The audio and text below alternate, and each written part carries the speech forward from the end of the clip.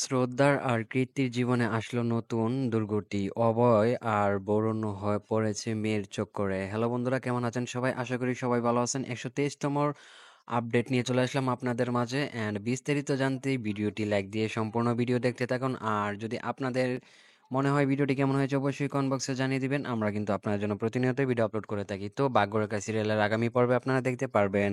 সন্ধ্যাবেলা যখন সবাই চায়ের আসরে বসেছিল, ঠিক সেখান থেকেই বরুণ আসে এবং বরুণ সবাইকে এসে সরাসরি বললে, আমার আসতে অনেকটা দেরি হয়ে গেল। বরুণ সোনিয়াকে বলে, সোনিয়া, তোমার সাথে অনেক কথা হয়েছে তো খারাপ হয়েছে। সোনিয়া তাকে বলে, আমি এই ব্যাপারে কোনো কথা বলতে চাই না। তৎক্ষণাৎ অভয় এসে সবাইকে বলতে থাকে, আজ শুধু আমরাই না, ইউপি এর খাবারের স্বাদের ব্যাপারে কথা বলবো। অভয় খাবারের গন্ধ শুকে বলতে থাকে, যদি শীতকালে এই মটরের তরকারি না খাওয়া হয় তাহলে তো শীতকালটা পুরোটাই না হয় এই তরকারিটা সবার আগে খাওয়া উচিত।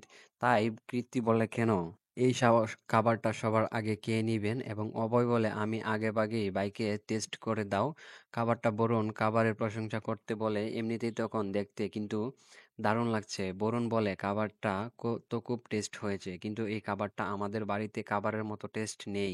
তবে আমার ঠিক মতো মনে পড়ছে না এই খাবারটা আমি কোথাও খেয়েছিলাম। ঋতু পিসি বরুণকে বলে তখন, ওঠে, আরে বরুণ, তাড়াতাড়ি বলতে পারছিস না? আমাদের খুব খিদে পেয়েছে। যা যা আছে উত্তরে দে তাড়াতাড়ি। বরুণ বলে, পিসি তুমি বানিয়েছো তো নাকি খাবারটা? আমার পক্ষ থেকেই বরুণকে হেসে বলল, ওঠে না তো এই খাবারটা বানিয়েছে।